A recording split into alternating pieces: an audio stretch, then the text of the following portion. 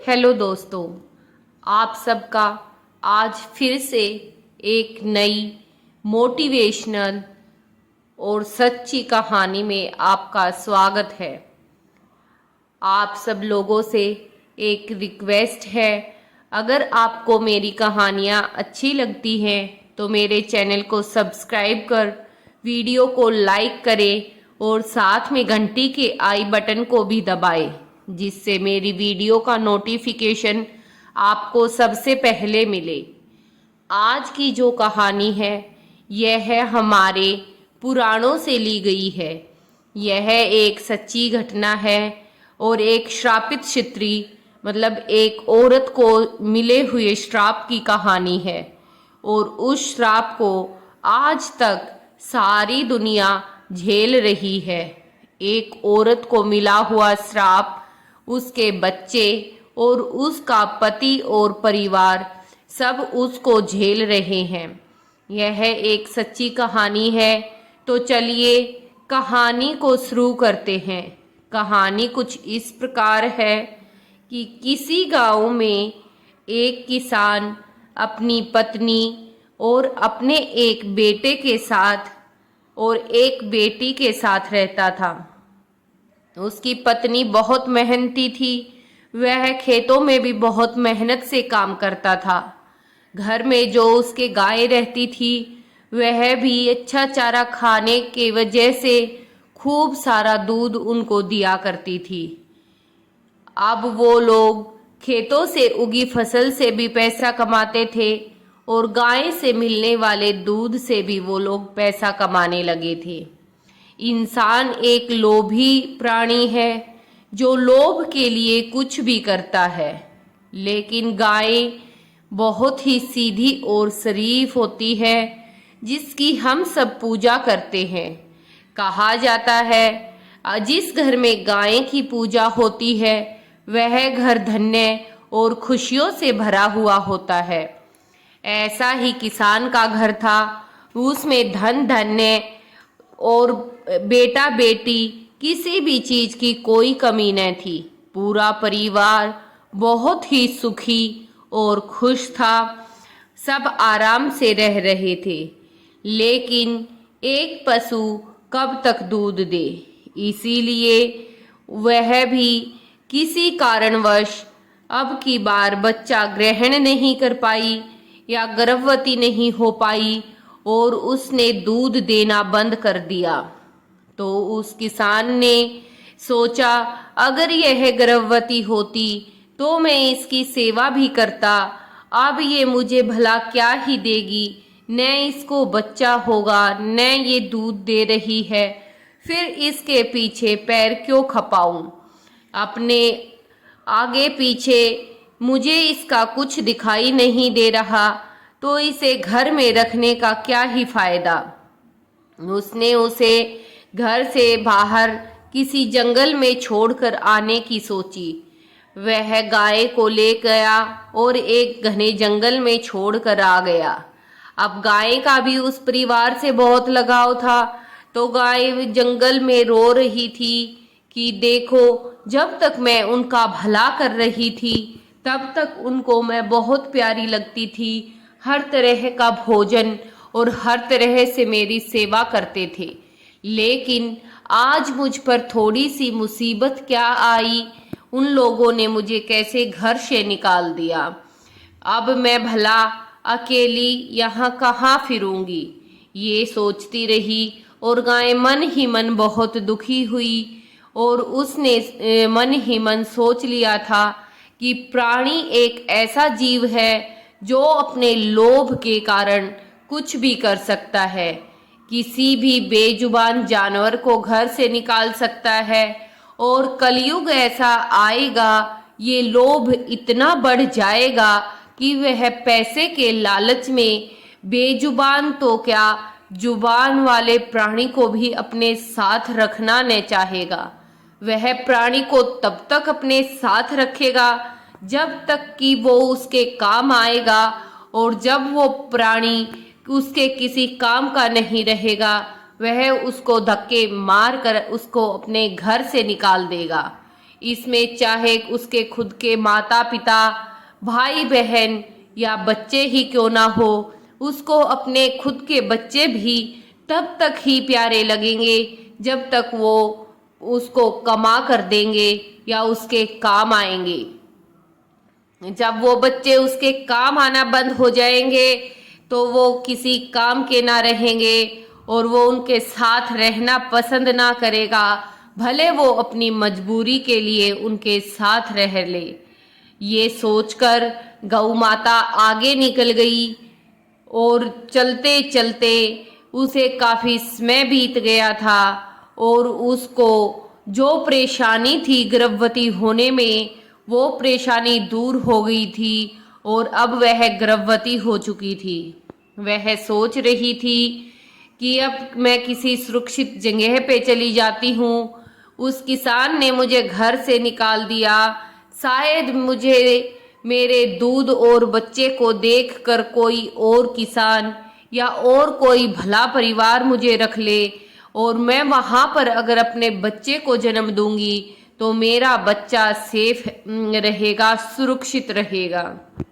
ये सोचकर गौ माता जंगल से निकल रही थी, लेकिन भाग्य को जो मंजूर होता है वही होता है। उसका प्रसव समय वहीं पर शुरू हो गया। वह अपने प्रसव पीड़ा में परेशान होकर आगे चल न पाई। रात होने वाली थी। उसने बहुत हिम्मत की, लेकिन वो वहीं बैठ गई।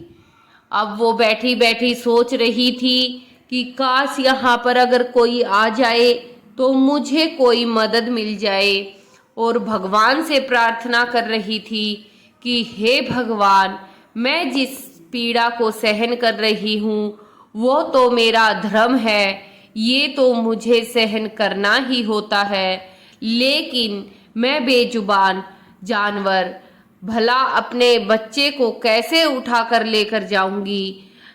किसी को मेरी मदद के लिए भेजो तो आपका शुक्रिया अदा करूं। ये सोच ही रही थी, तभी वहां पर सोनाक्षी नाम की एक चुलबुल महिला आई। वह महिला बहुत ही चुलबुली थी, दिल से तो बहुत दयालु थी। उसके घर परिवार में बहुत खुशियां थी, लेकिन उसकी जुबान बड़ी चलती थी। वह अपनी जुबान के कारण घर में खुशियां होते हुए भी अकेली रहती थी, क्योंकि उसकी सास ससुर पति और बच्चों के साथ न बनती थी। उसका यह स्वभाव गांव वालों को भी पसंद न था और इसीलिए वह देर रात तक यहाँ वहाँ घूमती रहती थी। कोई उससे बात न करता था। अब वह उस गाय के पास से गुजर रही थी तो गाय ने अपने बच्चे को जन्म देने वाली थी। उसने सोचा क्यों न मैं इस महिला से मदद ले लूं। अब गाय ने उस महिला से कहा कि बहन, क्या तुम मेरी मदद करोगी? मैंने अभी अभी अपने बच्चे को जन्म दिया है। अगर तुम मेरे बच्चे को उठाकर मेरे सींगों से मेरी गर्दन पर रखने में मेरी मदद करो तो मुझे कुछ मदद मिल जाए और मैं अपने बच्चे को एक सुरक्षित जगह पर लेकर चली जाऊं। क्योंकि पहले हमारे पुराणों में भी लिखा है और हमने बहुत बार सुना है कि पहले जानवरों के बच्चे पैदा होने के 9 महीने के बाद चलते थे और इंसानों के बच्चे पैदा होते ही चलने लग जाया करते थे। इसी वजह से वह गाय भी परेशान थी कि मेरे तो बच्चा चल ना सकेगा, अगर मैं उसे गर्दन और सींगों से मेरी गर्दन पर ये लेटा देगी तो मैं उसे इस जंगल से किसी सुरक्षित जगह पर ले जाऊंगी जिससे मेरा बच्चा मरने से बच जाए। नहीं तो क्या पता रात में इस जंगल में कौन आ जाए और मुझे और मेरे बच्चे को खा जाए। हर माँ को अपने बच्चे की फिक्र होती है। उस गाय को भी फिक्र थी तो उसने उस महिला से मदद मांगी, लेकिन सोनाक्षी बड़ी चुलबुल थी, जुबान पर बिल्कुल भी लगाम न थी, तो वह धड़ाम से बोली, हाँ, कैसी हो तुम माँ, जो अपने बच्चे की रक्षा न कर सकती, जो अपने बच्चे को चलना न सिखा पाती। ऐसी भी भला कोई माँ होती है? तुम्हारे तो बच्चे अपने आप उठकर चल भी न सकते। हम इंसानों को देखो, हमारे बच्चे तो पैदा होते ही चलने लग जाते हैं। तुम हो ही ऐसी भारी भरकम, बदबू भी आती है और अच्छी भी नहीं लगती। मैं तो तुम्हारी इस अवस्था में कुछ भी मदद न करने वाली। चाहे तुम मुझे भला कहो, चाहे तुम मुझे बुरा कहो, पर मैं अपने आप को तुम्हारे इस प्रसव गंध से बिल्कुल भी गंदा न करूंगी। मैं तुम्हारे बछड़े को बिल्कुल भी हाथ न लगाऊंगी। अब ये सारी बात गौ माता के दिल पे लगी। गौ माता को सबसे पहले वह किसान की वजह से दुखी थी, फिर ऊपर से उस महिला की बात सुनकर उसकी आंखों में आंसू आ गए। तो गाय माता ने कहा, देखो बहन, मैंने तुमसे मदद मांगी थी, मदद ना करती तो अलग बात थी, लेकिन तुम्हें ऐसा बोलने का हक नहीं था।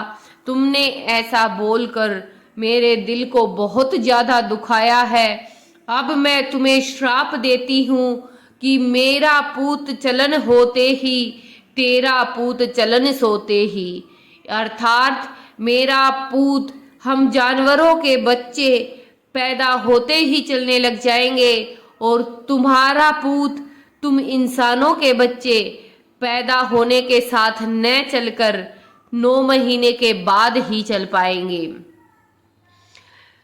ये बात जब उस महिला ने सुनी तो उसको एकदम से झटका सा लगा और उसने सोचा कि गाय माता तो बहुत ही आहत हो गई है, शायद उसको बहुत ज्यादा दुख पहुंचा है।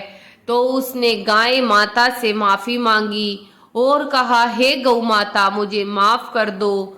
मैं तो ऐसी ही चुलबुल हूँ, मेरी जुबान पर लगाम न है, मैंने तो गलती से ऐसा बोल दिया।